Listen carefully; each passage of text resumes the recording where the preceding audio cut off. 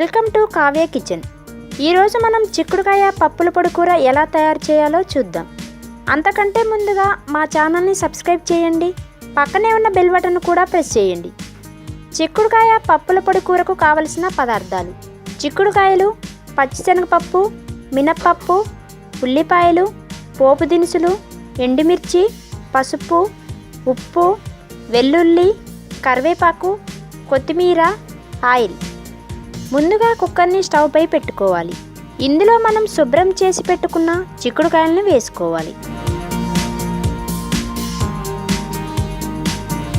తరువాత కొంచెం ఉప్పు, చిటికెడు పసుపు వేసి వాటర్ పోసుకొని చిక్కుడుకాయలు ఉడికించుకోవాలి.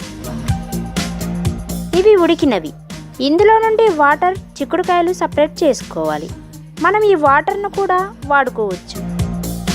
ఇప్పుడు స్టవ్ పై పాన్ పెట్టుకొని 1 స్పూన్ ఆయిల్ వేసుకోవాలి.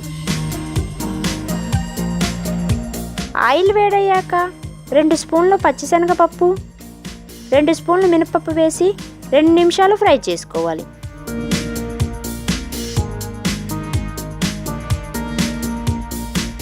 తరువాత ఎండుమిర్చి కూడా వేసి ఫ్రై చేసుకోవాలి.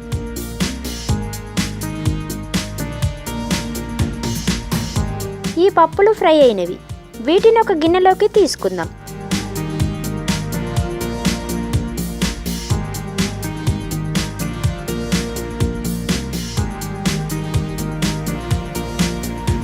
ఇప్పుడు పెద్దగా కట్ చేసిన ఉల్లిపాయ ముక్కలను వేసుకోవాలి.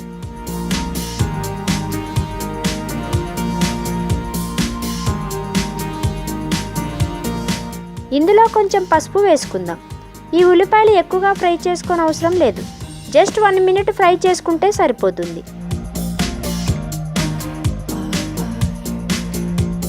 వీటిని కూడా వేరే గిన్నెలోకి తీసుకుందాం.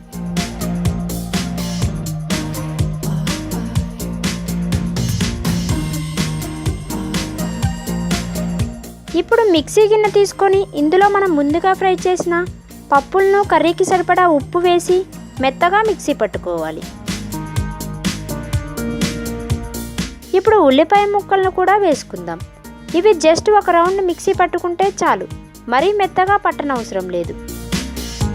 ఇప్పుడు స్టవ్ పై బాండి పెట్టుకొని 3 స్పూన్స్ ఆయిల్ వేసుకోవాలి. ఆయిల్ వేడయ్యాక వెల్లుల్లి,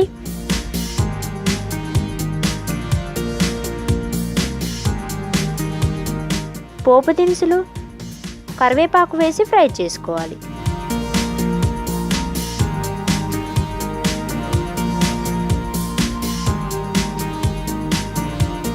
ఇప్పుడు ఉడికించిన చిక్కుడుకాయలను కూడా వేసుకోవాలి.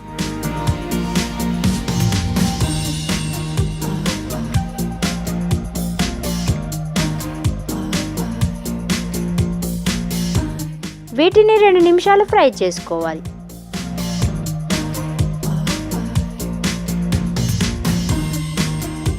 ఇప్పుడు ఈ పప్పుల పొడి కూడా వేసుకొని కలుపుకోవాలి.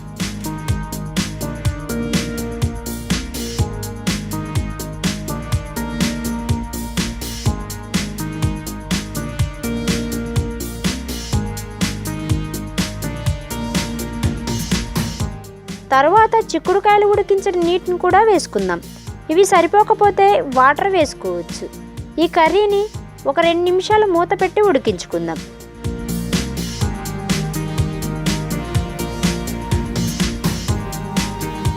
కర్రీ ఉడికింది. చివరిగా కొత్తిమీర చల్లుకుంటే డిఫరెంట్ చిక్కుడుకాయ పప్పుల కూర రెడీ.